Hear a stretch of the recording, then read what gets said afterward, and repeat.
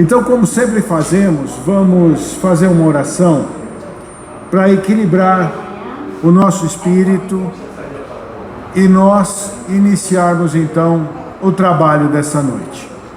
Eu peço a todos que se acalmem, sentem confortavelmente e vamos pedir a Jesus, o nosso Mestre, que através dos espíritos protetores que nos acompanham no nosso dia a dia, que estejam conosco essa noite, que nos ajudem a compreender as lições, a entender o sentido da vida e que nos permitam caminhar cada vez mais com passos firmes na direção a Deus. Esse é o nosso desejo para essa noite. Que assim seja, graças a Deus. Eu vou ler uma lição aqui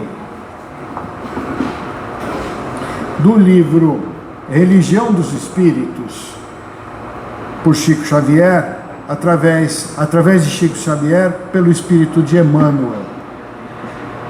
A lição é a de número 56 e chama-se Ante o Além. Reunião pública de 17 de agosto de 59. É uma questão número 182. Ele começa dizendo assim: há quem lamente a incapacidade dos amigos desencarnados para mais amplo concurso na solução dos enigmas que atormentam a vida moral na Terra. Veja se não tem bastante a ver com o que nós passamos. Veja se essa sentença aqui não tem muito a ver com o estilo de vida que nós levamos no planeta hoje. Há quem lamente a incapacidade dos amigos desencarnados. O que é isso? Eu vou na casa espírita e eu peço para que os espíritos solucionem um problema que eu trouxe, que eu tenho, algo que me deixa triste, nervoso, desequilibrado. E eu venho aqui, eu peço para os espíritos e eu lamento a incapacidade deles de resolver esses problemas que me atormentam. Quando, na verdade, a gente não está entendendo ainda direitinho a brincadeira. Não são eles que têm que resolver os problemas que me atormentam. Somos nós. Eles nos dão força e direção. Eles nos apontam caminhos. Mas todo o esforço, todo o trabalho tem que ser nosso. E muitas vezes a gente deprime, desiste, se desaponta e encosta os burros na sombra. E o pior, que vocês sabem muito bem, sombra muda de lugar. Conforme o horário do dia, a sombra muda de lugar. E eu encosto os meus burros numa sombra, quando eu vou ver, eles estão tudo no sol, morrendo de sede, desidratando. Aí esses burros não vão servir mais para nada. Então, é preciso que a gente compreenda que aqui na casa espírita, no terreiro de Umbanda, no templo sagrado da igreja evangélica, na igreja católica, tudo que nós vamos fazer lá, no que tange a pedidos, né? Eu vou lá pedir alguma coisa, vou pedir um emprego, vou pedir para resolver um problema que eu tenho em casa, vou pedir alguma coisa. Tudo que tange a pedidos será atendido, mas não na medida que a gente espera. É na medida que a gente merece, é na medida que a gente precisa. E, muito importante, todo esse atender aos pedidos significa nós é que vamos resolver a parada. Puxa vida, mas eu não tenho, esgotei minhas forças, eu não tenho mais como resolver os problemas lá da minha casa. Deus não dá o fardo maior do que cada um de nós pode carregar. Não dá. Isso é uma afirmação. Ele não dá o fardo maior do que a gente pode carregar. Então, sempre nós podemos carregar os fardos. O problema é que muitas vezes nós inconscientemente nós desistimos. A gente se cansa. A gente deprime. Por quê? Porque a gente não deu ouvidos às instruções dos Espíritos através da nossa intuição, do nosso pensamento positivo, do nosso comportamento na Terra. Nós não demos muita atenção. E aí, o que a gente fez? A gente pegou o caminho errado.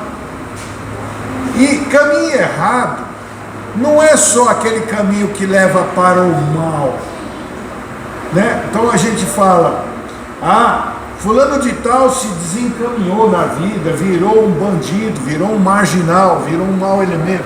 Não é isso. Caminho errado é também um caminho que não transforma ninguém num bandido, num marginal, num ser violento, nada disso. Mas simplesmente, pode falar, Aninha. Mas simplesmente é um caminho que não leva à solução. E aí, quando a gente descobre que a solução não veio, a gente, com uma certa normalidade, a gente fala assim: meu pedido não foi atendido. E a gente não consegue olhar para dentro de nós mesmos e perceber que não é que o pedido não foi atendido, é que a estrada que eu peguei para chegar na cidade que eu queria chegar está dando um monte de volta. Vai atravessar rio, pegar balsa, tem ponte que caiu. E eu não percebi isso, eu só falo assim: o meu Waze não funcionou. Então, o Waze da gente, na espiritualidade, são as palavras que nos intuem, que são os pensamentos que nós temos. E a gente precisa tomar cuidado com isso. A gente precisa vigiar muito mais do que vigiamos. Isso aqui é sempre uma lembrança, mas muitas traduções dos textos sagrados dizem que Jesus recomendou orai e vigiai. Mas não foi isso que ele falou. Ele falou vigiai e orai. Por quê? Porque se você não estiver atento ao caminho que você escolheu, a viagem vai ficar penosa, triste, complicada, cara, desconfortável, tudo isso. Então, continuando a lição, estudiosos inúmeros desejariam que os chamados mortos se utilizassem dos sensitivos comuns, quais instrumentos mecânicos, para espetaculares eventos, e reclamam deles a intervenção positiva no laboratório terrestre para a cura de moléstias dificilmente reversíveis, a revelação de fórmulas milagrosas na matemática das finanças, a descoberta de forças ocultas na natureza, a materialização de estadistas ilustres domiciliados no além, para que de manifesto venham a falar ao povo na praça pública. Então, o que é que a grande maioria das pessoas vai procurar no centro espírita, no terreiro, na igreja, no templo, onde quer que for, que tenha um trabalho espiritual. Ela vai procurar o que ela deseja, quer que os chamados mortos, os espíritos, utilizassem os médiuns comuns como se fossem instrumentos de milagres. E aqui eu posso garantir a vocês, nenhum de nós promove ou faz milagres. Nenhum de nós. Nós, médiuns, somos pessoas iguaizinhas a todos que estão aí sentados. Inclusive, a mediunidade, já nos diz Allan Kardec, ela é um processo fisiológico, ela está no físico. A capacidade mediúnica é de todo ser humano. Agora, ser médium são alguns que se transformam, que se modificam para serem médiuns. Então, todos nós temos mediunidade. Por isso que eu estou alertando aqui desde o começo, para que a gente dê atenção às nossas intuições. Sabe aquela vozinha mansa que diz assim: não vá por esse caminho, não se relacione com essa pessoa, e que a gente muitas vezes faz ouvido louco e vai lá e faz uma sociedade com a pessoa. Daqui 2, 3 anos está reclamando, está quebrando a cara. Ah, ele me roubou, ah, ele faz coisas que não devia. Eu não dou ouvidos para a vozinha e vou pegar o caminho. E lá no meio da boa tarde, eu sou assaltado. Essa vozinha que nos fala, ela é chamada intuição, mas ela é a nossa capacidade mediúnica. Então, como todos nós temos, seria bom que todos nós tratássemos essa questão com o devido cuidado, que é o vigiar. Ah, mas eu oro todo dia. Tudo bem, você ora, acabou a oração, você fecha o livro e sai para a vida, pau na máquina, fazendo tudo igual. O que você fazia ontem, anteontem e traz anteontem. Aí você quer que a vida mude. Você levanta de manhã e faz tudo igual. A vida vai mudar por quê? O que você está oferecendo para o universo? O universo, ele devolve tudo que se oferece. Inclusive, tem alguns estudiosos que recomendam, quando dos nossos pedidos ao universo, que não usemos a palavra não, que o universo não entende a negação. Ah, eu não quero mais ficar com essa doença. Ela vai continuar. A palavra não, ela funciona dentro de nós como um relé. Cada vez que eu digo não, eu estou sintonizado no pensamento negativo. Mesmo que seja para o bem. Eu digo para uma criança: não põe o dedo na tomada. Mas isso é um aviso. É simplesmente um aviso.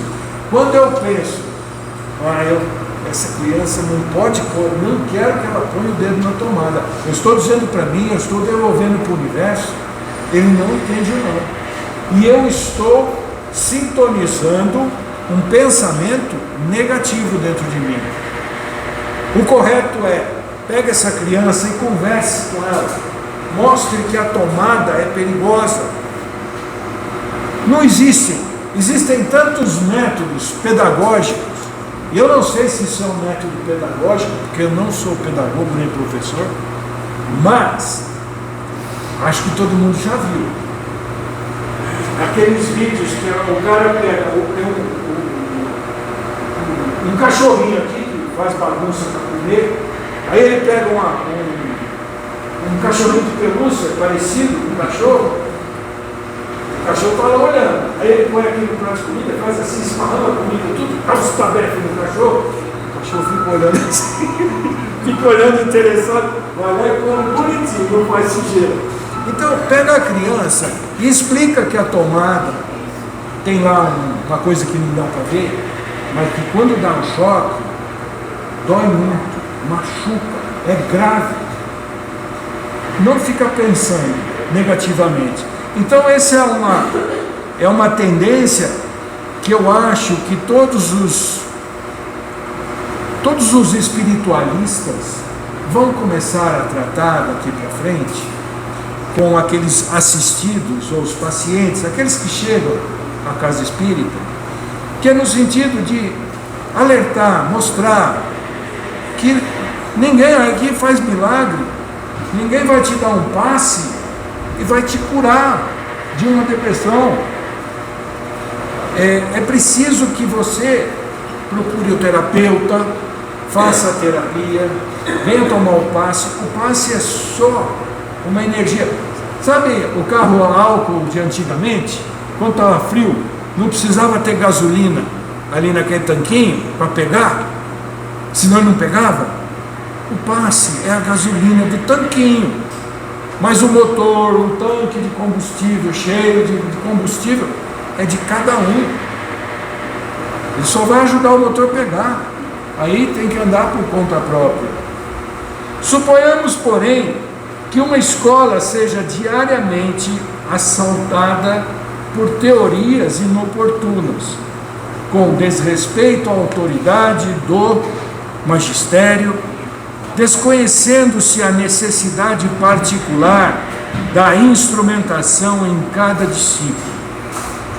Imaginemos um tribunal sistematicamente invadido por sugestões exóticas que alarmem o ânimo da magistratura, ignorando-se o imperativo do exame especial em todos os processos alusivos à regeneração de cada delinquente em si mesmo. Veja, se a gente supõe esse tipo de coisa, a gente não vai conseguir resolver nada, porque um tribunal, ele não pode ser o tempo todo invadido por ideias exóticas, assim como a nossa vida. Eu gosto sempre de pegar os textos e tentar trazer para o nosso cotidiano, para a vida de cada um. Se a minha vida, que tem um sentido, e eu estou encontrando os caminhos que vão me levar ao equilíbrio, a um patamar mais elevado espiritual, se eu começar a atender o tempo todo as sugestões exóticas que me aparecem diariamente na vida, eu vou ficar andando em círculos. Eu vou ficar andando feito uma barata tonta. E isso, é bom que se diga, está acontecendo muito na nossa sociedade moderna, nos dias de hoje, por conta das redes sociais. Eu sempre falo muito de rede social, e não é porque eu sou contra a rede social, mesmo porque não adianta ser contra. Se você for contra a rede social, é como você colocar 10 quilos de chumbo em cada pé e pular no rio e tentar nadar. Você não vai conseguir. Então, ao invés de ser contra, eu prefiro sempre analisar o sentido da rede social. Pessoal, mais uma vez, boa noite a todos. Quem ainda falta tomar o passe inicial? Todo mundo tomou o passe?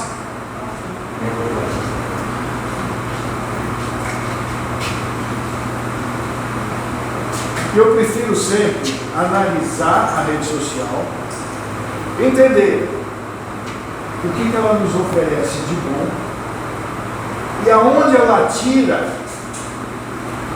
as coisas boas que estão em nós. E entender que isso é uma verdade, é uma balança. Se eu me perder nessa conta, a rede social vai tirar muito mais de mim do que vai me dar. Isso vale para todo mundo. Para quem usa a rede social exclusivamente no âmbito profissional, para quem usa a rede social particularmente, para as crianças, para os jovens, adolescentes. A rede social, ela pode ser um grande remédio, como também um grande veneno. E lembrar que o veneno, o pior veneno que existe, o veneno não é o tipo de veneno, mas é a dose. E ninguém controla a dose na rede social. Vocês podem levar em conta e entender, por exemplo, quando se desenrola uma crítica a alguém, figura pública. Se fosse uma crítica aos moldes de antigamente, antes rede social, essa crítica seria mais ponderada, e eu não estou falando isso de chute não, seria mais ponderada, seria mais precisa, objetiva e, acima de tudo, educada. Porque o crítico teria que dar a cara. E isso na rede social não existe. Eu critico o que eu quiser, com o meu bem entender, na hora que eu bem achar que der. E como eu quiser. Eu não preciso dar minha cara. Então, se eu quiser falar de você, André, eu posso descer o pau na sua vida. Eu não estou dando minha cara. Então, essas sugestões exóticas, hoje, estão cada vez mais complexas e perigosas. E a única maneira de controlarmos isso, de colocarmos um parâmetro nisso, é através do nosso espírito. O que entra em mim e é válido e o que sai de mim. O que sai de mim, em verdade vos digo, é o que entrou. Filtrado pelas minhas convicções, mas o que sai de mim é o que entrou. E se estiver entrando porcaria, o que vai sair? Se a gente tem uma privada aqui e a boca do esgoto lá, o que sai lá? Água limpa? Mas sai água também, né? Mas não é limpa. Conjeturemos quanto à perturbação de um hospital incessantemente acometido de indicações extemporâneas que transcende o quadro dos experimentos da medicina, estranhando-se o impositivo do tratamento individual para cada enfermo. Olha só. Atendimento médico 5 e 6. 5 e 6, atendimento médico.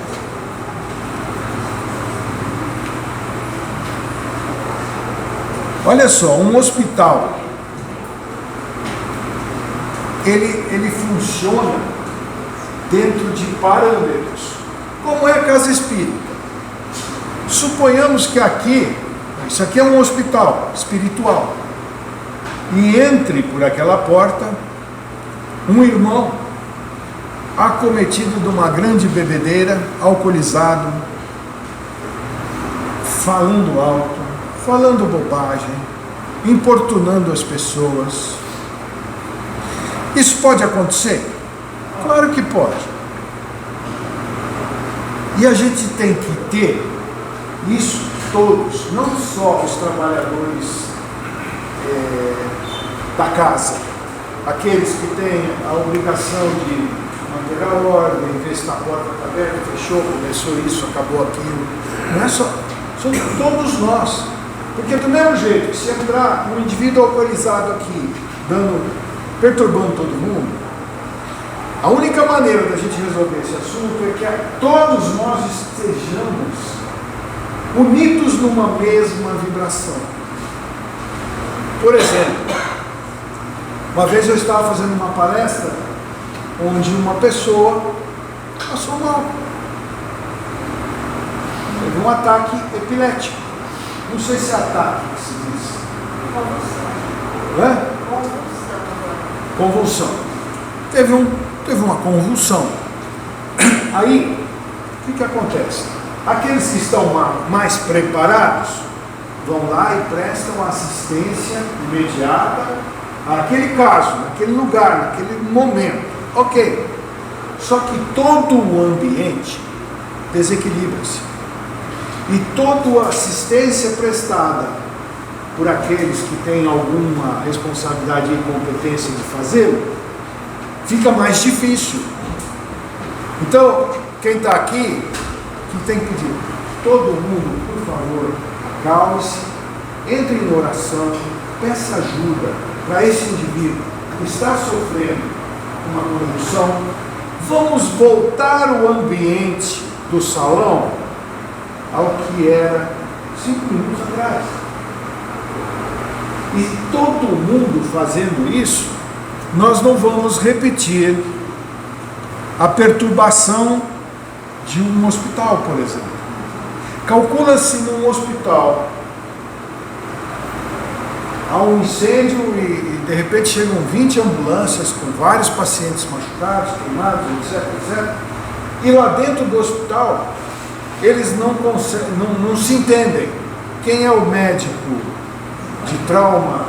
Quem é o ortopedista? Quem é que vai fazer o exame inicial? Cadê a enfermeira chefe? Tem cama? Tem leito? Não tem? Percebe? E isso, na nossa vida, é muito importante.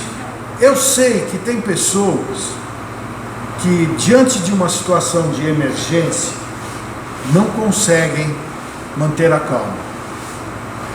Isso é natural de cada um. Mas eu peço sempre àqueles que têm uma capacidade, nem que seja mínima, de manter a calma, que a mantenham. Porque é a melhor ajuda em uma situação de desequilíbrio vibracional.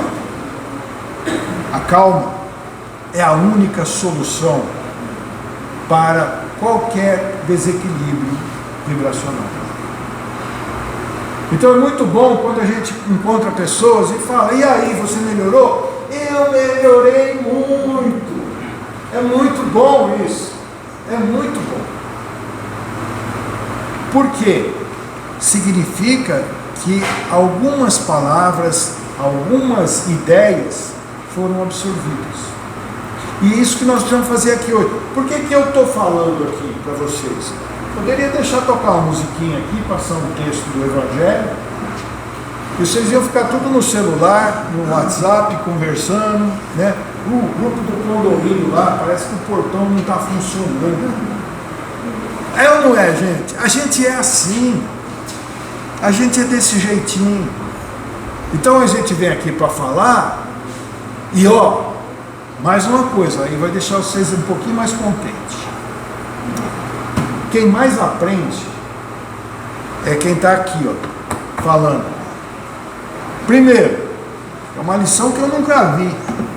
Eu abri o livro. Quem disser que já leu todas as lições de todos os livros que está lá dentro, eu vou falar: opa, o bicho gosta de leitura, né?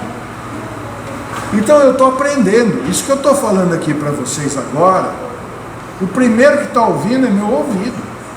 É o meu espírito. Ele está aprendendo de cara, né? De certo que a produtividade sobreviria à frustração, tanto quanto a luz do serviço se oporia à sombra do caos, né? Então nós sabemos que a luz do serviço, ela expulsa a sombra. É pelo serviço que nós iluminamos. Ninguém aqui tem lâmpada no nariz para ficar acendendo aí e iluminando para todo mundo. É o nosso serviço que ilumina. Então, falo aqui durante 1h30. Cada um de vocês vai absorver 1 minuto. Talvez um pouquinho mais ou menos. Mas esse 1 minuto é luz para o caminhar. Podem ter certeza. É mais do que justo, que nos empenhemos todos no amparo ao aprendiz, no auxílio ao encarregado e no socorro ao doente. Mas, além disso, ninguém espere que os companheiros desencarnados interfiram na atividade humana, favorecendo a inconsequência ou a adesão. Então, mais uma vez, reafirmo a ideia de que o serviço, o trampo, o trabalho, o esforço é nosso. É nosso. Se a minha vida não está como eu gostaria que ela estivesse. E outra coisa, vamos parar definitivamente de dizer a minha vida não está boa. O universo está ouvindo o quê? O não.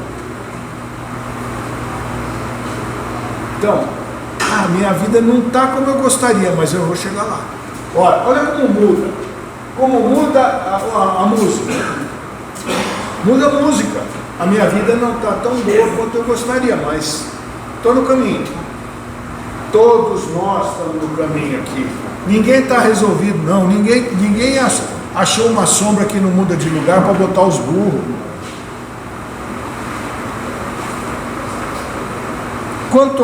Quando os mensageiros da espiritualidade enobrecida recebem a permissão necessária para contribuir no progresso do globo, corporificam-se no berço a feição de homens vulgares, comungando-lhes as vicissitudes e as dores. Está aqui o exemplo daquele que veio ao mundo, conseguiu transformar a história da humanidade entre antes e depois dele. Tá? Aqui, ó. Permissão necessária para contribuir no progresso do globo, corporificam-se no berço. Quem foi? De quem eu estou falando? Jesus Cristo. Corporificou-se aqui. Nasceu entre nós. Comungou conosco vicissitudes e dores. Aí a gente fala, mas por que aquele homem tão grandioso sofreu tantas dores? Está escrito aqui, ó. Comungando com todos nós as vicissitudes e as dores. Será que, se Jesus quisesse, estalaria os dedos e todos aqueles romanos, aqueles judeus do templo, fariseus, cairiam e ninguém bateria o martelo na mão dele, pregando ele na cruz? Poder para isso, eu não duvido. Jesus era um espírito de muito poder, muito grandioso. Ele era capaz de transformar as células de alguém. Um leproso, ao ser tocado por Jesus, saía limpo. Por quê? Aí nós vamos entrar em uma celeuma aqui. A igreja contribuiu na construção disso. Porque Jesus é Deus. Jesus não é Deus. Eu acho importante a gente falar disso. Porque muita gente traz na consciência ainda o entendimento de que Jesus é Deus. E Jesus, para a doutrina espírita, é um espírito como todos nós somos. Só que ele é muito mais antigo. Ele é muito mais evoluído. Só essa diferença. Todos nós, o que foi que Jesus disse? Vós sois deuses. Todos nós vamos chegar no nível de Jesus. Isso vai levar bilhões de anos. Mas e daí? Qual é a idade do planeta Terra? Alguém sabe? O planeta Terra tem por volta de 8 bilhões de anos, desde a sua formação geológica. Jesus é o arquiteto desse planeta. Então, há 8 bilhões de anos, Jesus já era um espírito Cristo, elevadíssimo. Então, o poder ele tinha. E por que não fez? Porque ele veio aqui para corporificar-se e a afeição dos homens vulgares comungar as vicissitudes e as dores. Essa era a sua missão. E ele sabia muito bem disso. A última noite, lá nos Olivais, onde ele é preso, né? Ele passa por uma conversa com Deus, onde ele comenta tudo isso. Ele sabia muito bem o que adviria naqueles dias, dali para frente.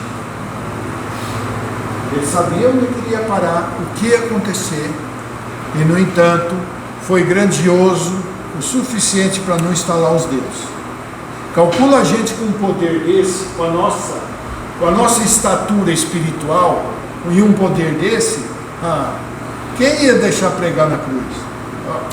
Cai duro aí, meu, não vem pregar nada não. Mas Jesus é outro papo, é outro nível. Por isso que é importante a gente lembrar, né, sempre, ao pedir, ao louvar, ao agradecer a Jesus, do seu tamanho, do tamanho de Jesus, a importância dele. E assim, como é que a gente valoriza? Não é bem esse o termo, mas como é que eu crio? Aliás, a maioria das pessoas, como é que cria um vínculo com Jesus? O sangue de Jesus tem poder, é Jesus na cruz, é Jesus com a coroa de espinhos sangrando, é Jesus sendo chicoteado, sendo martirizado. Esse aspecto criou conosco um vínculo muito forte. A gente alimenta este vínculo. Quando, na minha opinião, vamos tirar Jesus da cruz, vamos colocar ele no coração, vamos lembrar que os braços abertos de Jesus são para abraçarmos e não para ficar preso num pedaço de pau. Que o sangue de Jesus tem poder, eu não vou discutir, poder quem tinha era Jesus, não é o sangue. Eu não preciso ver sangue para me sensibilizar. Eu prefiro ver um sorriso no retrato de Jesus. Seja lá qual for o retrato que durante muitos anos a própria igreja influenciou, e nós temos um Jesus europeu, olho azul, cabelo caramelo, barba lisa, cabelo liso. Quando na Judéia os homens eram pele escura, rústicos, né? Mas não importa se é o rústico ou se é o europeu, importa a gente colocar ele no coração e ele sorrir para a gente, e a gente carregar ele no dia a dia, porque quando está difícil é facinho a gente lembrar de Jesus. Quando o risco iminente está ali nos rondando, é facinho a gente lembrar de Jesus. Por que a gente não lembra dele quando ele está festando? E esse é uma verdade. Isso acontece comigo. Estou falando para vocês porque acontece comigo.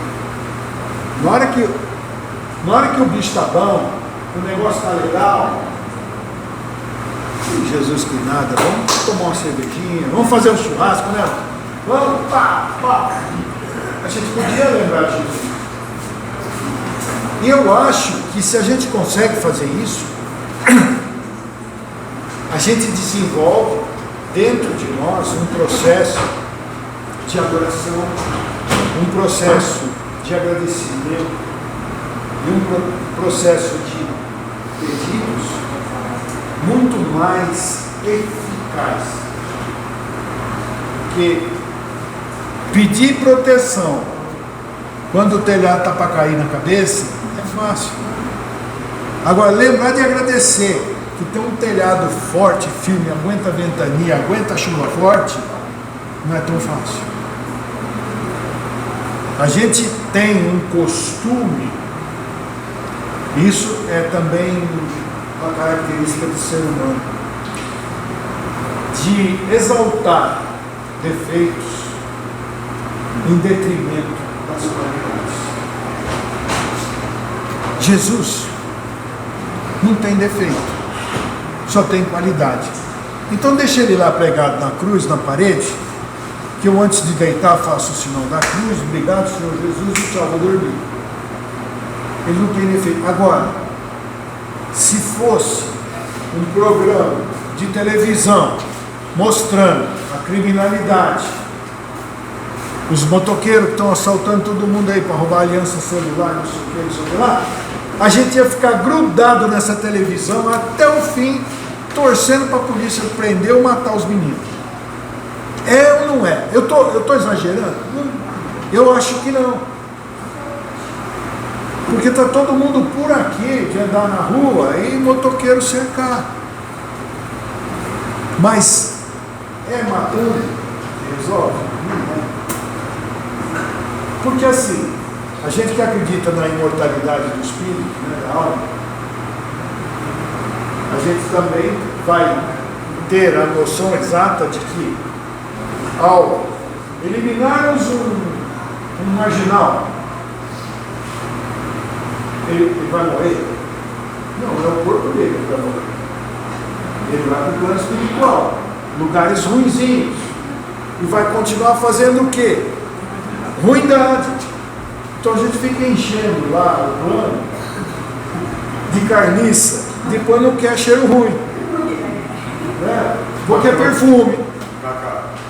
Mas pelo menos ele está fazendo mal lá, não aqui mais. Mas ele também, ó, eu vou dizer uma coisa para você, Júlio, é relativo, porque quando essa turma lá também se junta, essas falanges, elas interferem na vida da gente.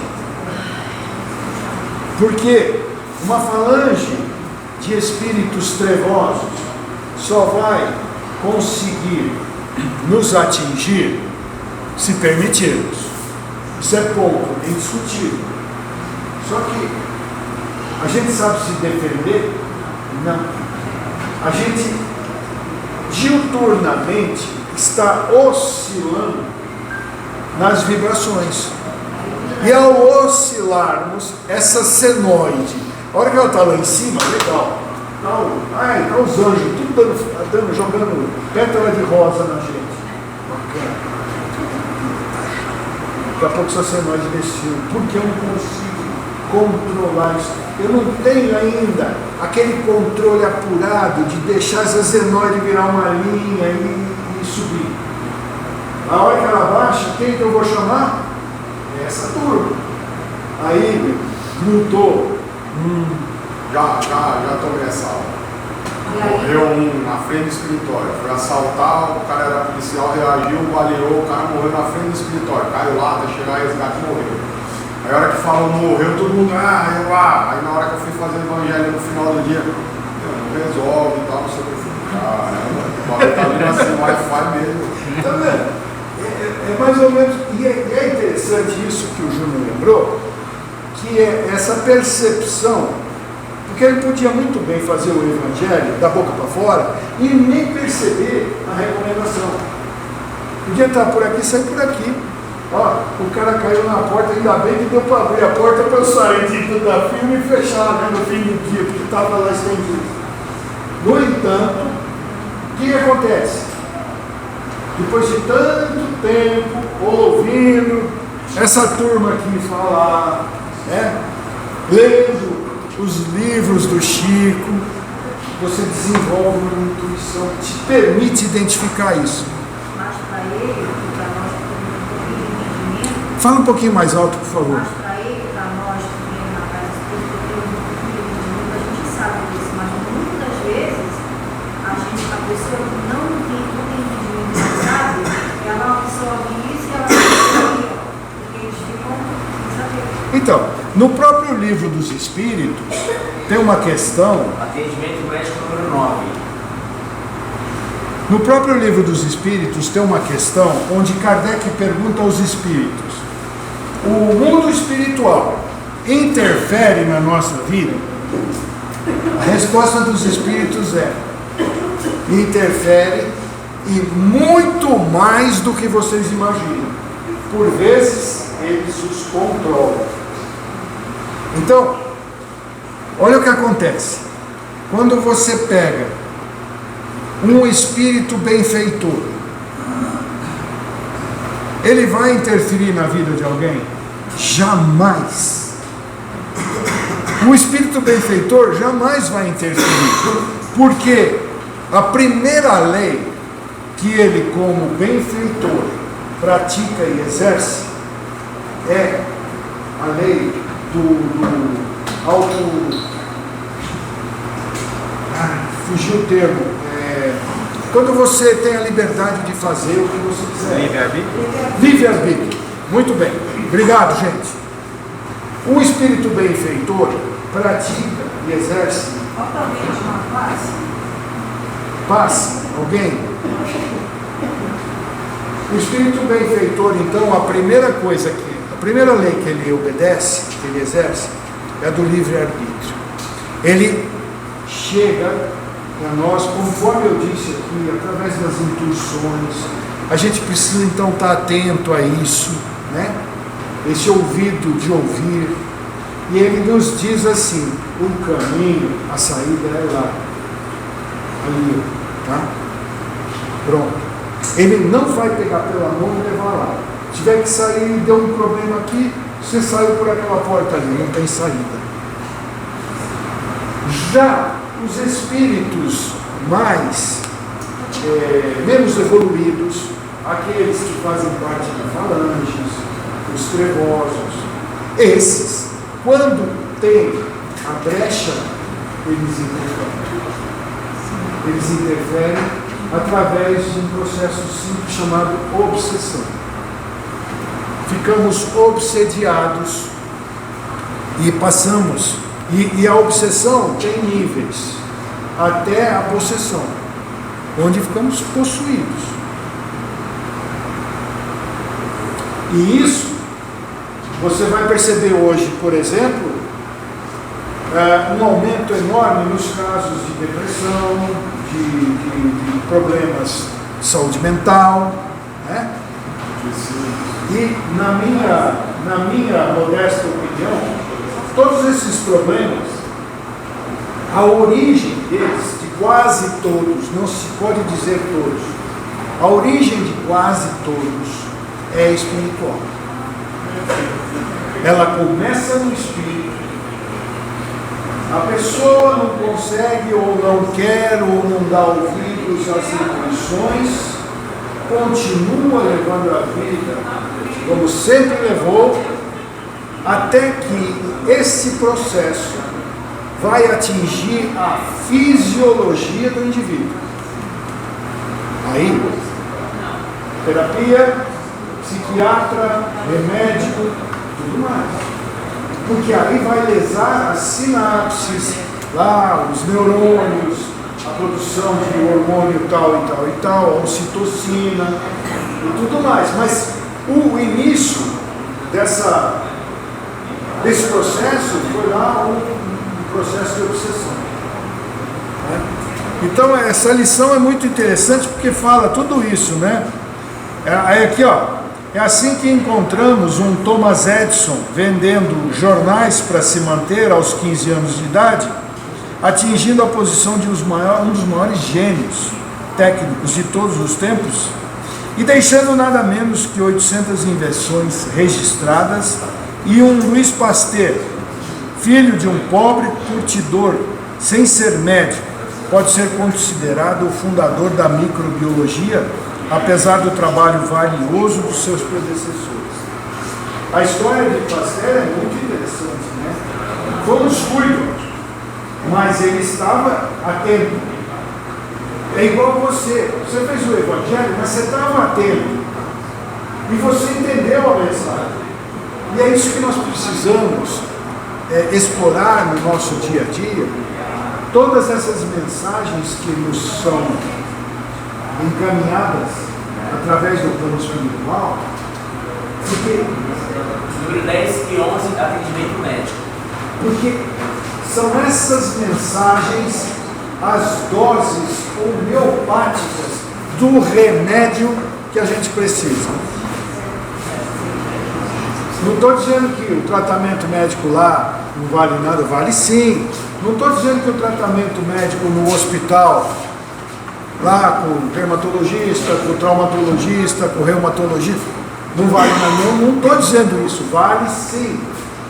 Mas esses cochichos que permeiam o nosso dia a dia são pequeninas mensagens que nos são enviadas e que, à medida em que vamos dando atenção a elas, encontramos nelas as doses diárias de remédio homeopático que vai nos trazer tranquilidade, equilíbrio e paz.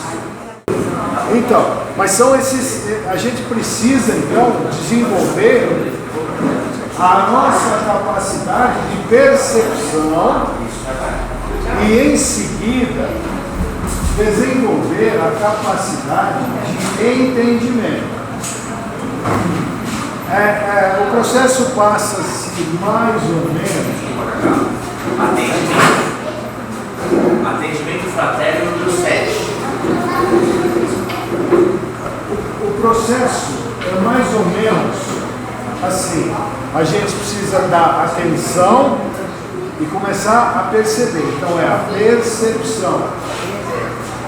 A partir do momento que a gente começa a perceber isso, aí que nós vamos começar a entender. Porque se a gente procurar em algum lugar o auxílio já para querer entender, vai ser muito difícil. Eu já recebi bastante gente que dizendo assim: olha, eu tenho mediunidade, eu preciso desenvolver isso, mas eu já estou lendo o livro dos espíritos, eu estou lendo o livro dos médiuns, eu estou lendo. Falei, mas você pensou, parou um pouquinho, você pensou em desenvolver isso mesmo, estudando? Porque assim, uma pessoa sem nenhuma orientação, pegar o livro dos espíritos, vai entender, vamos colocar em percentual, 5%. Se você tiver alguma orientação, há controvérsias, né? Mas é só para ilustrar. Se você tiver alguma orientação, quando você lê este livro, você vai entender 50%. É 10 vezes mais. E você vai entender de uma forma que aquelas ideias, aquela filosofia vai ficar dentro de você. Você vai assimilar aquilo tudo e tirar proveito. Se você começa a pegar livros e ler, você... tem algumas pessoas que são talhadas e não precisam nem ler. Né? Tem um ou outro aí que... Chico mesmo. Chico leu os livros dele quando ele escreveu. Que instrução que tinha o Chico?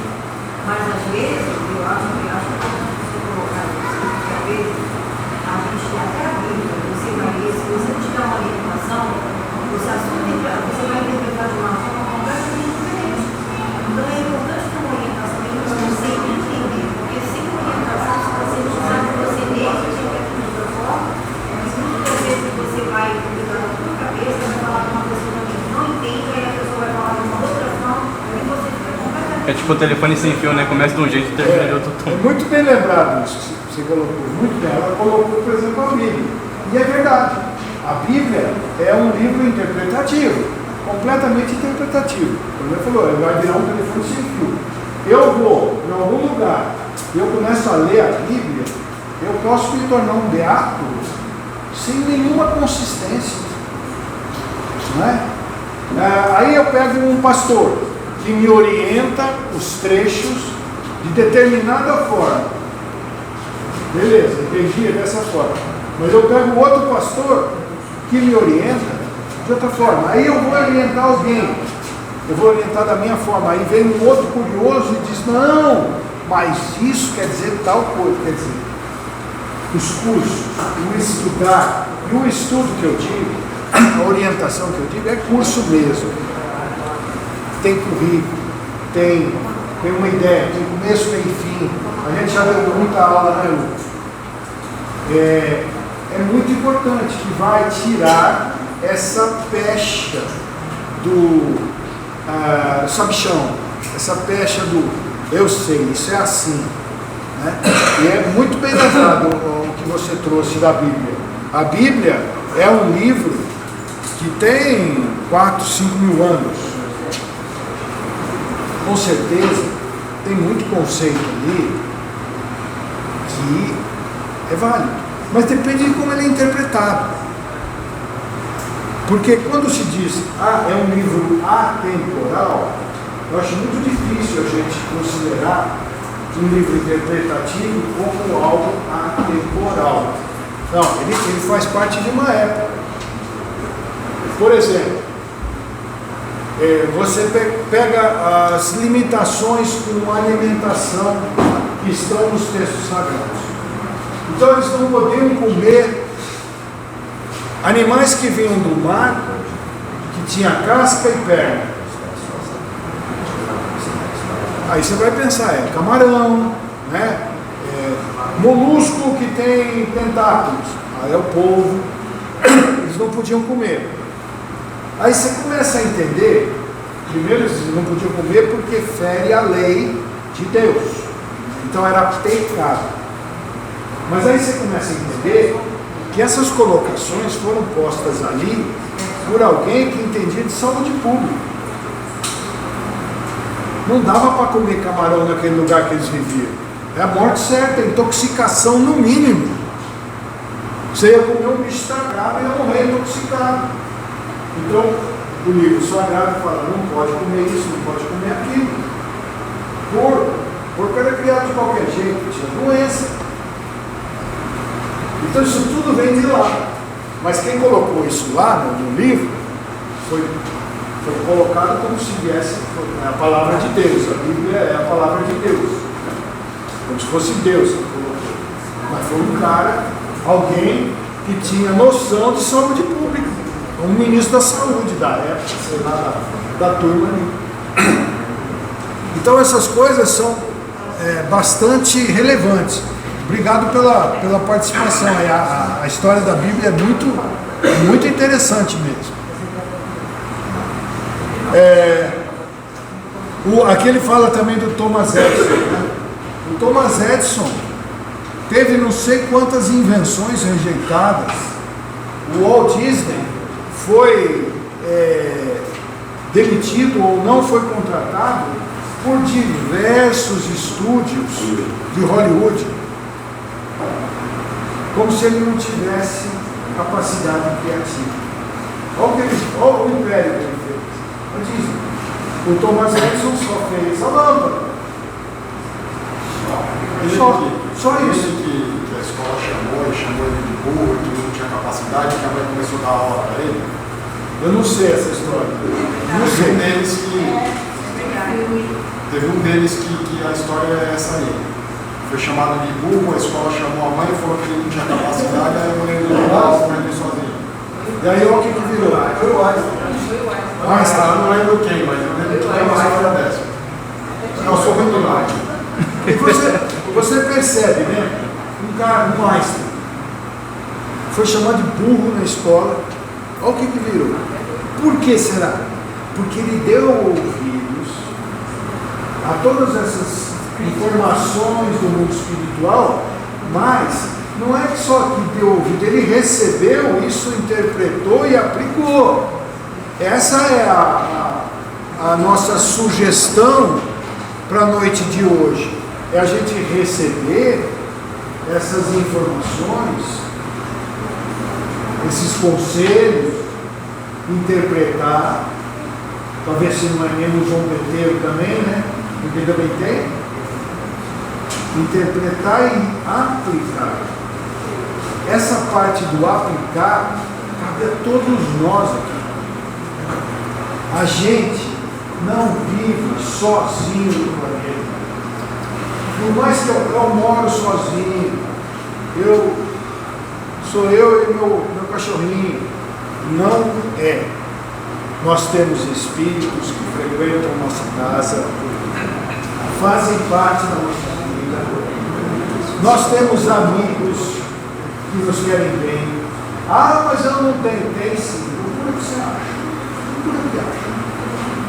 Ah, fulano de tal não gosta de mim. Então, separa ele.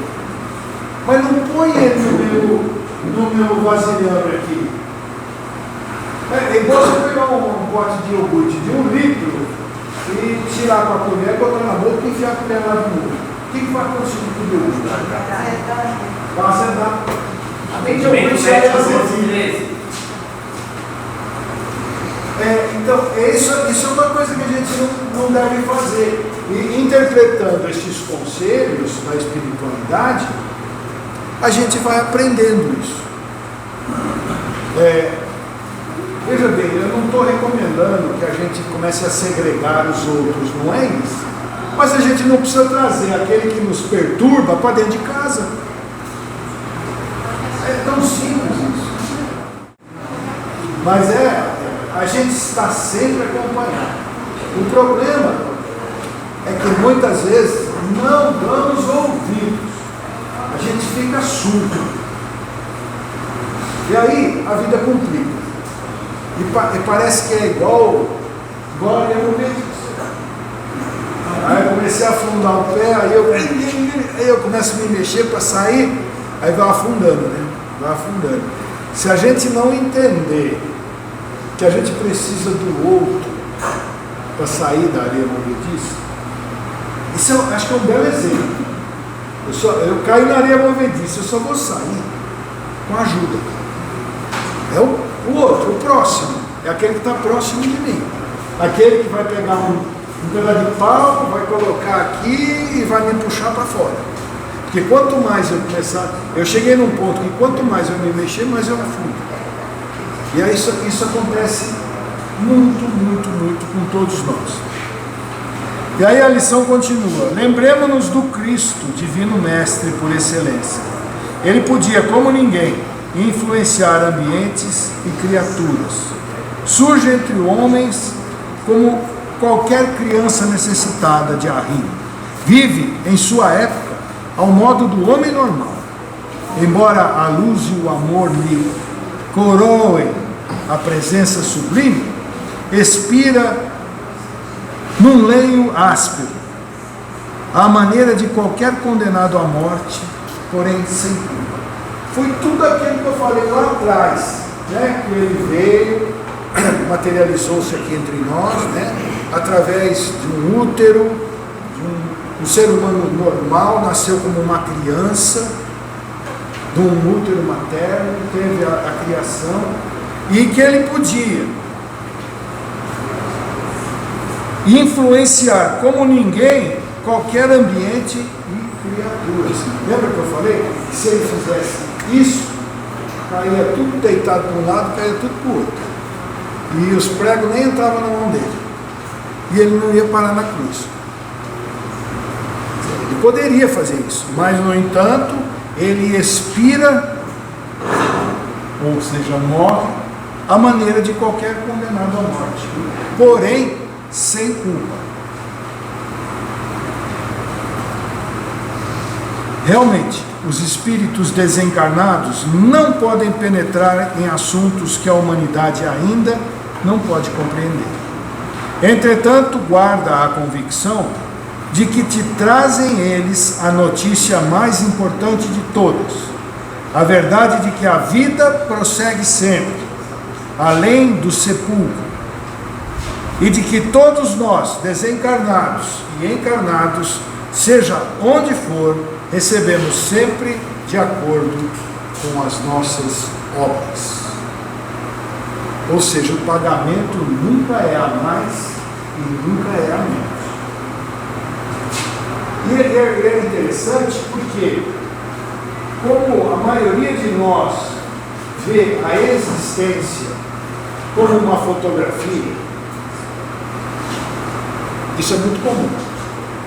A maioria de nós vê a existência humana como uma fotografia, um instantâneo. Na verdade, a existência é como um filme, que são milhares de fotogramas, são milhares de fotografias.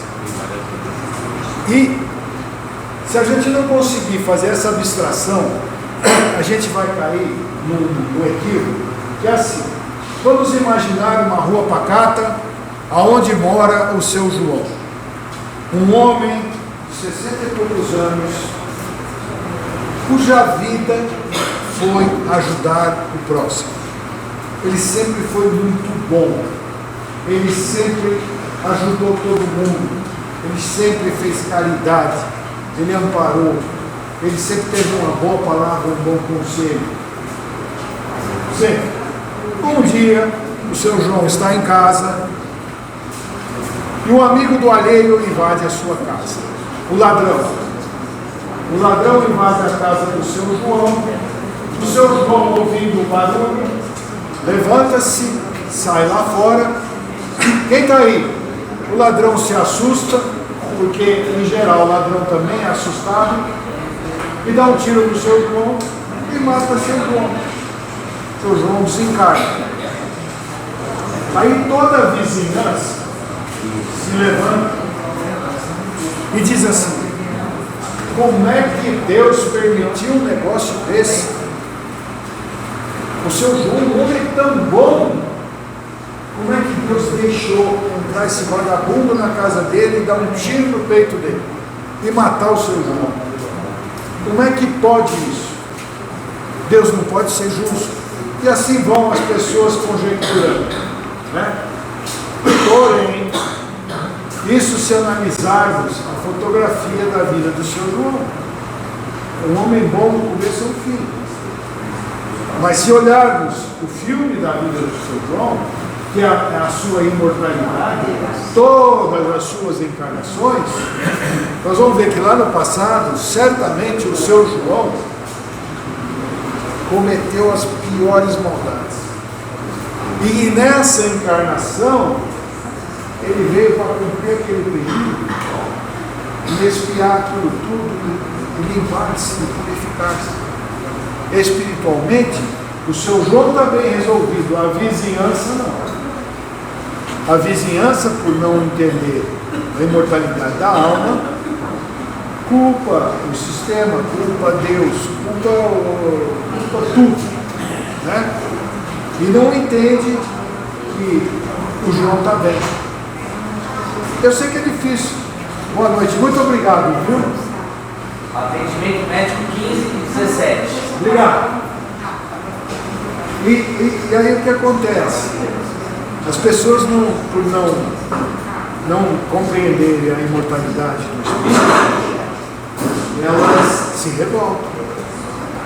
E assim, mas então o espírita nunca vai se revoltar. Não, também vai. Também vai. O próprio espírita também, a não ser que ele tenha um grau de evolução enorme, o próprio espírita também vai se revoltar, né? Que é natural. Mas assim, dificilmente o espírita, aí se ele fizer isso, ele não é um verdadeiro espírita. Ele não vai culpar a Deus, por exemplo. Ele não vai duvidar da justiça divina, da perfeição de Deus, da bondade de Deus. Isso não passa na cabeça dele. Não pode passar. Porque para a doutrina espírita, a pedra angular é a existência de Deus. A primeira pergunta do livro dos Espíritos é: o que é Deus? E a resposta é maravilhosa. É verdade. É a inteligência suprema, criador de todas as coisas. E é interessante porque a pergunta de Kardec, porque Kardec que formula as perguntas. Lógico que através de uma baita intuição, mas ele não pergunta quem é Deus. É muito interessante. Quem é Deus? Ele pergunta o que é Deus. Não associa uma pessoa, assim. Exato, ele já, a espiritualidade já começa a desassociar Deus de uma figura humana. Né? Porque tem muita pretensão, a gente achar que Deus é um velhinho que fica lá na nuvem, né? Olhando o que a gente faz. Ih, ó, foi lá no banheiro, fez xixi fora da privada, pronto, vou botar um castigo nele. Né? Não levantou a tampa da privada. Vou mandar um castigo para ele. Não, Deus não é isso. Deus é uma inteligência suprema. É o Criador de tudo. E para criar esse universo do jeito que ele é, do tamanho que ele tem que ser a inteligência suprema. E é por isso que é sempre recomendado estar na companhia de Deus. Porque se Deus é a inteligência suprema, eu estou na melhor companhia que existe no universo. Não tem dúvida. Ande com Deus e andarás sempre com Deus. Essa é a pedida. Né, professor?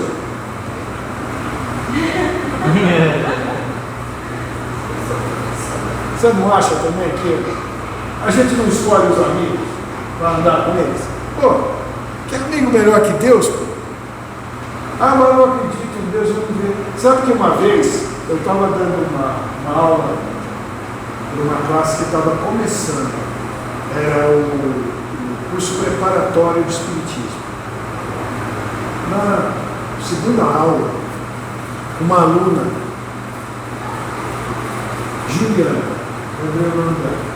ela vira-se para mim e fala assim: Cacá,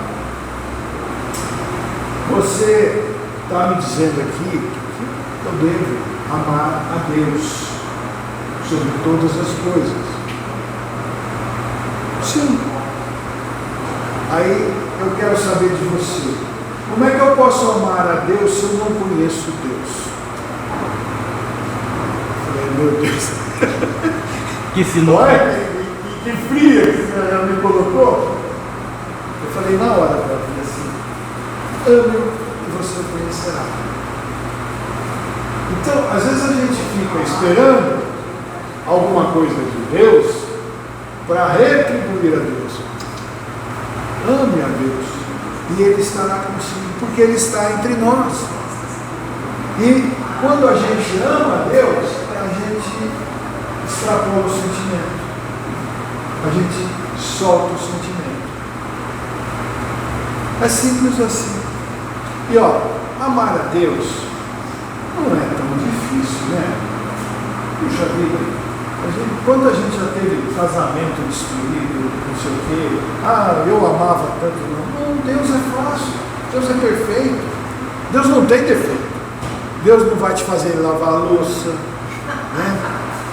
Não vai fazer você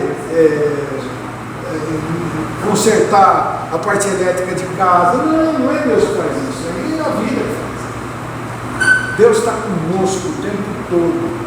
Ame-o e o conhecerá. Essa é a sugestão de hoje.